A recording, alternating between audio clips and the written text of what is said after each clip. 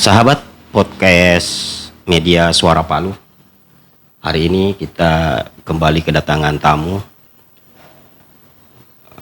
Kalau yang biasa melakukan penerbangan dengan menggunakan remote, saya kira orang di depan saya ini, narasumber kita di depan saya ini tidak asing lagi bagi Anda.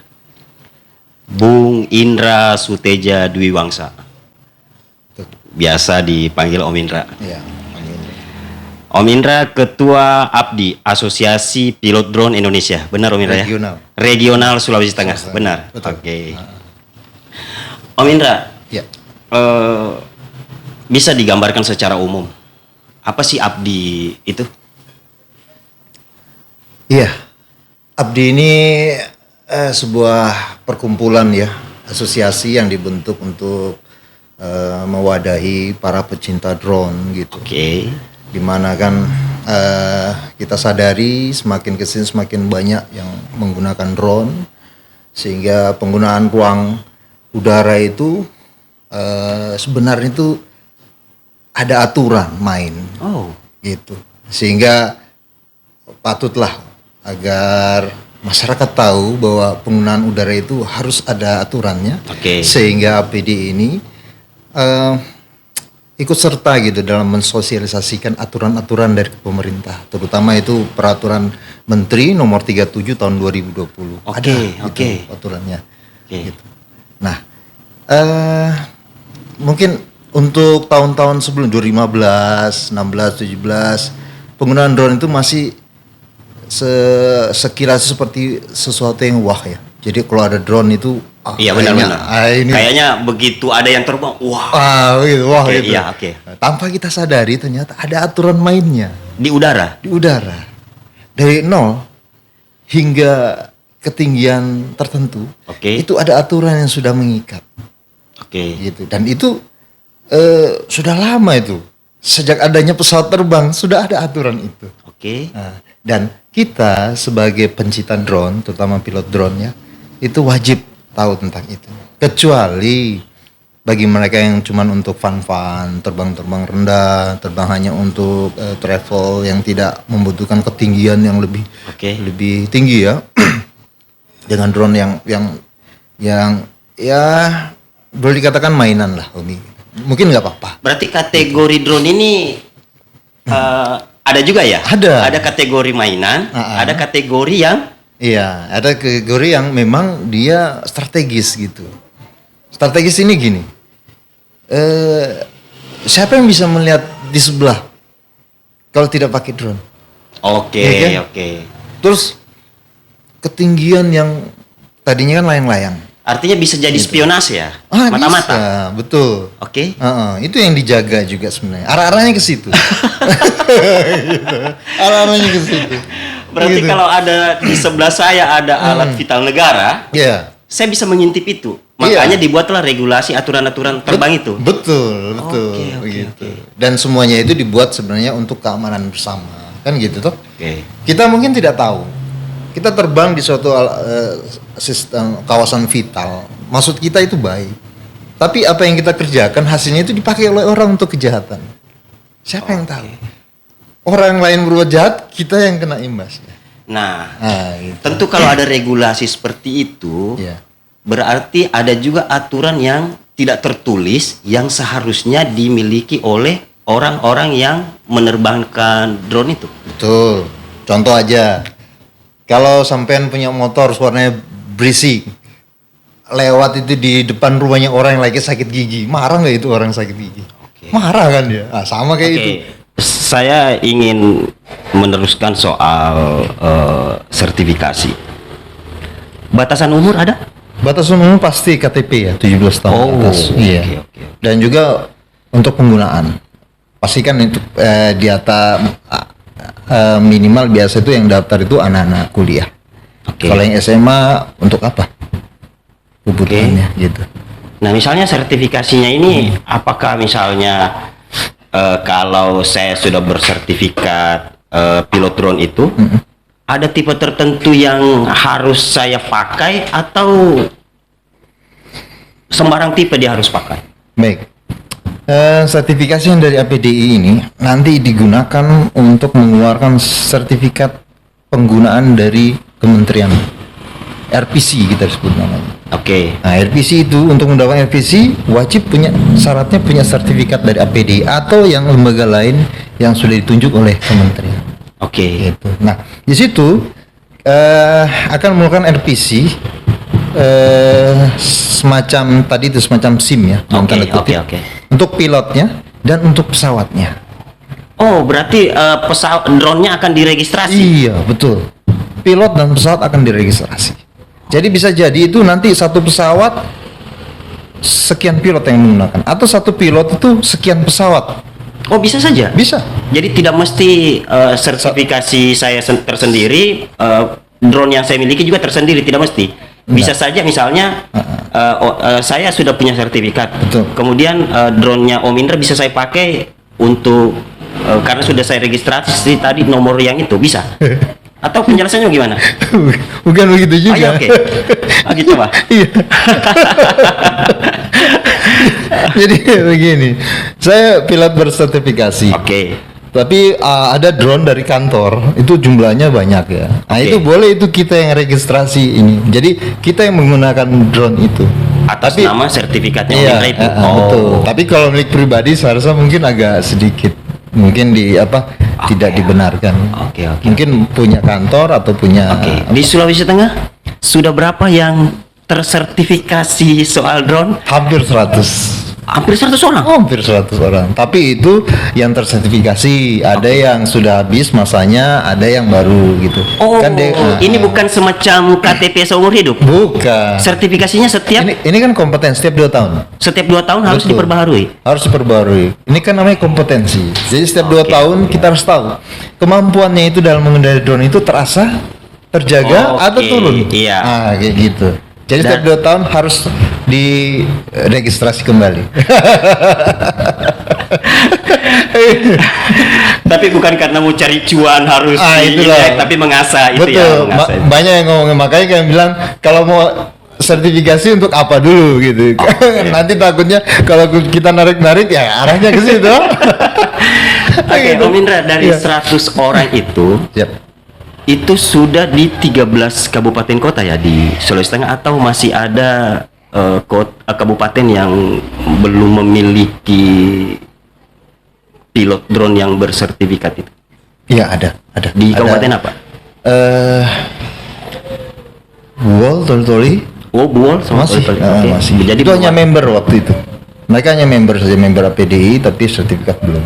Tapi tetap terregistrasi Oh, sebagai iya, betul. member ABDI Regional Sulawesi Tengah gitu. Betul, Tapi betul. mereka belum bersertifikasi. Betul.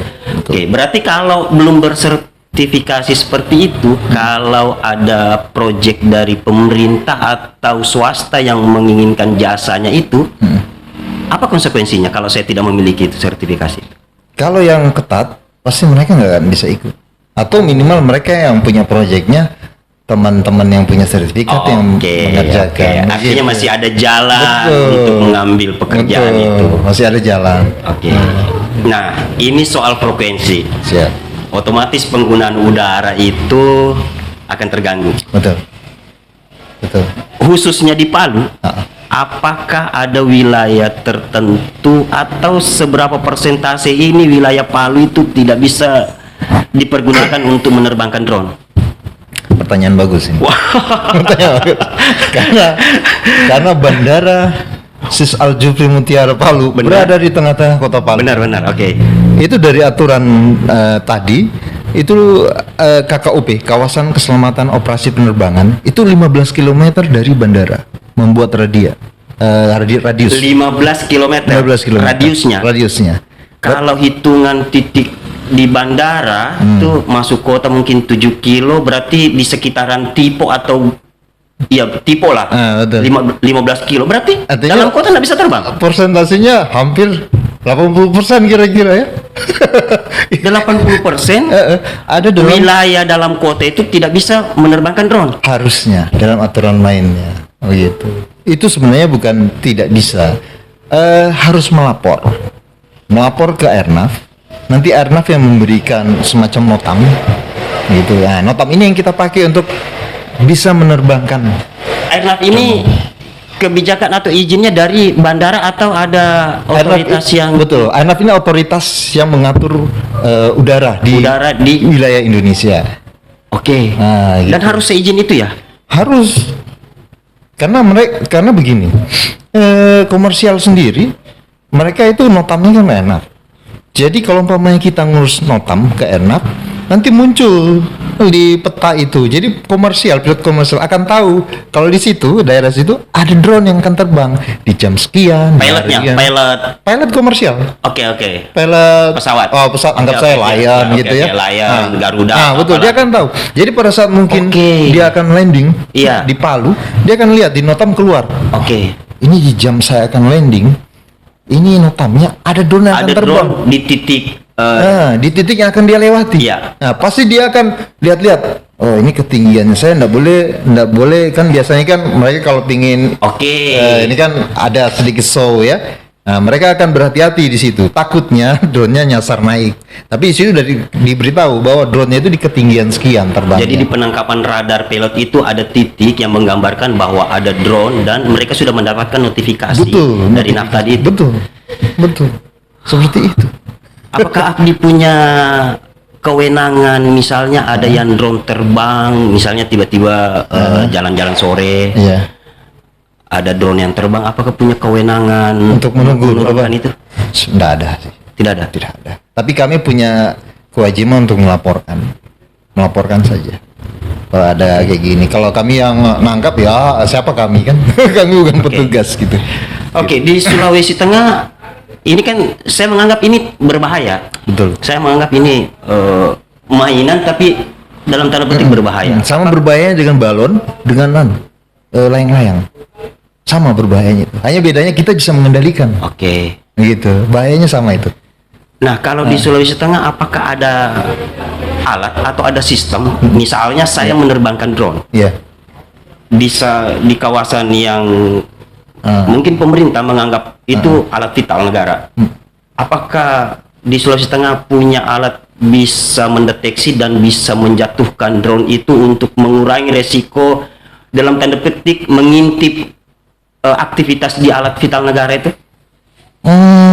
Kalau sepengetahuan saya ya, saya kurang tahu. Tapi harusnya ada. Apalagi dari Polda, dari TNI pasti ada. Harusnya ya, karena saya nggak punya informasi tentang itu. Tapi kalau menurut saya harusnya ada. Gitu. Karena pernah dulu yang ceritanya kita review dulu. Ada dulu yang kita rame-rame demo mahasiswa. Di kantor gubernur kita demo di depan di mana? Di DPR. Soal apa tuh kalau nggak salah itu. Nah, itu kami tuh ada beberapa teman-teman waktu itu. Ini waktu itu jauh dari dikatakan kita mengetahui tentang aturan ini. Terbang teman-teman. Taunya drone-nya lari kemana-mana. Tidak terkontrol. Apa coba? Signalnya kacau. Bukan kacau lagi. Pokoknya drone-nya ini mau larinya ke sana. Jadi untung ini mereka kan sudah serajin terbang. Jadi mereka kejar itu kayak layang-layang sampai dapat sinyalnya. Mereka turunkan baru kali ditajam sih nggak mau terbang lagi. Ini drone kok ya. Kalau di daerah sini aman. Iya betul. Nah, apa yang terjadi? Kemungkinan besar di Polda sendiri memang ada alat untuk mengacaukan signal itu. Betul. Kemungkinan besar. Walau-alam ya, karena saya tidak punya informasi tentang. Tapi dari kacaunya drone yang ada terbang itu menandakan ada itu. Tadi kurang lebih 80% itu wilayah di Palu larangan terbang. KKOP kawasan keselamatan operasi penerbangan, bukan larangan terbang sebenarnya. Kawasan keselamatan operasi penerbangan. Nah, sementara kalau mau bersertifikasi harus kan terlatih. Betul. Tempat latihannya di mana? Kalau kawasan keselamatan itu 80%, apakah saya harus ke Buluri atau saya harus ke daerah Wani? Betul. Bagus pertanyaannya. Iya, kalau memang gini ya, inilah uniknya itu. Tapi kalau seandainya kita ikut uji kompetensi, kan ada 3 hari itu kita dibekali materi. Ada pembekalan. Ada pembekalan. Pembekalan itulah kita diberitahu bagaimana caranya menerbangkan yang benar, aman. Oke. Pasti ada izinnya bagaimana begitu. Tapi kalau soal pelatihan sebenarnya yang ikut uji kompetensi itu kan sebenarnya yang Sudah ahli. sudah atau hanya mau mencari legalitas profesi. Nah, ini kadang nggak lagi nih kalau sama cerita. Yang hanya sekedar mencari legalitas profesi biasa dia ngulang. Kita nggak bisa mengatakan bahwa dia akan lulus gitu. Belum tentu. Jadi kita memberikan nilai itu sesuai dengan mereka. Nggak bisa. Kita mau tambahin nggak mungkin kan gitu. Karena kita sudah disumpah sebagai instruktur ini harus sesuai. Tidak boleh sembarang. Karena sangat berbahaya. Betul, sangat berbahaya. Di situ letaknya makanya.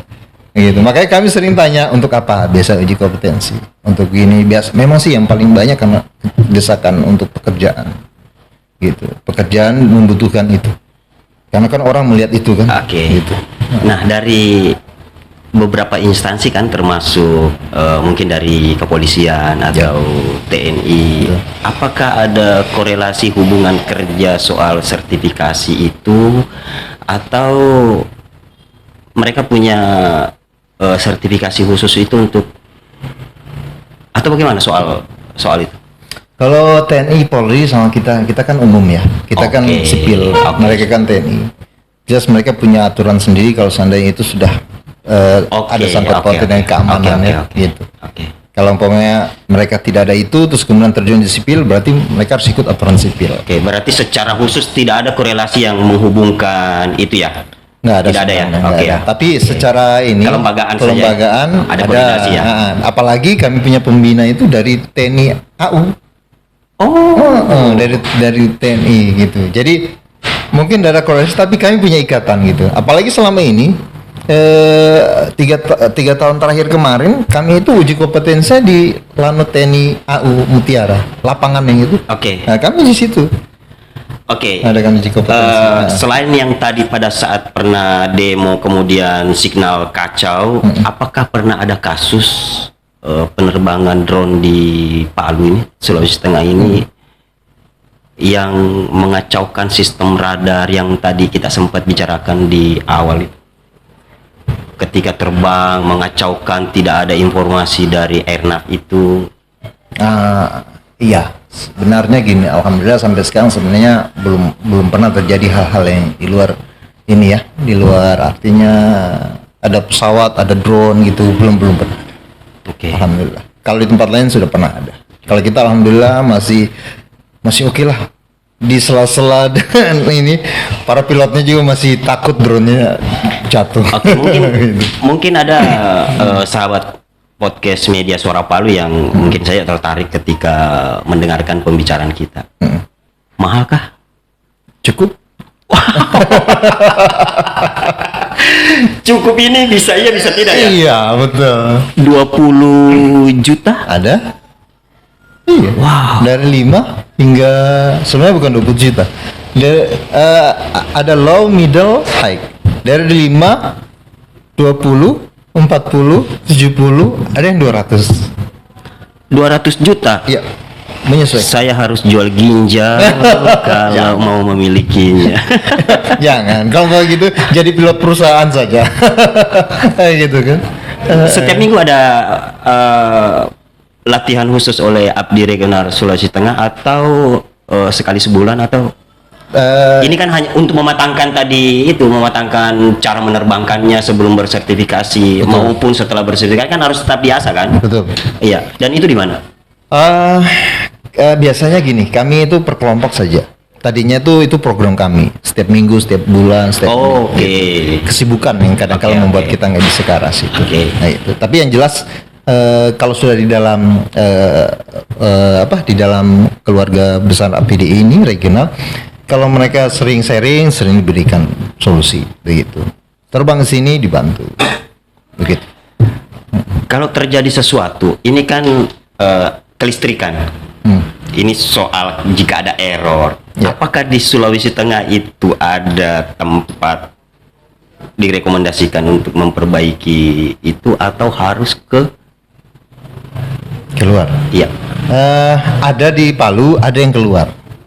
Gitu. Karena biasanya kalau yang di Palu kan kenal tuh. Oke. Tapi kalau yang keluar juga karena kenal juga. Oke. Semacam ada kawan yang dia dari mana? Dari Bogor datang ke sini karena dia sudah ini dengan temannya di Bogor, dia kirim. Oke. Gitu. Oke, terakhir Om Indra, saya ingin ada closing statement dari Om Indra bagi pemula yang ingin menggunakan drone. Mungkin ada yang ingin disampaikan. Silakan Om Indra. Oh iya, siap. Baik, terima kasih Om. Ya ini buat para pengguna, pencinta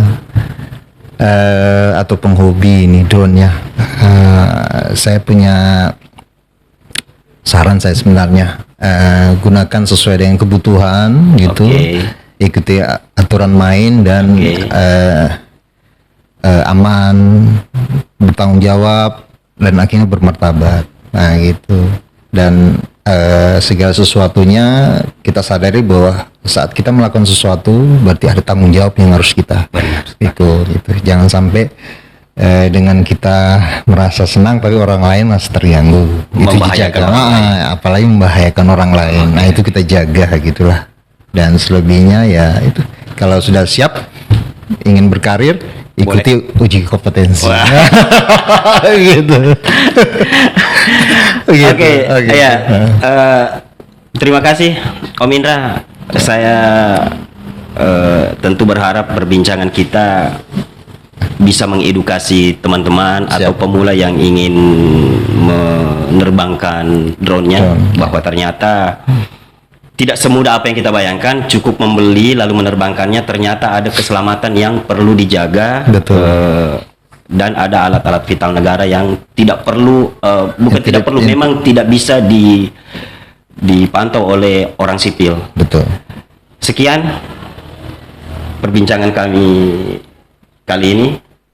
Terima kasih sudah meluangkan waktu untuk menonton podcast Media Suara Palu. Terima kasih. Assalamualaikum warahmatullahi wabarakatuh. Waalaikumsalam.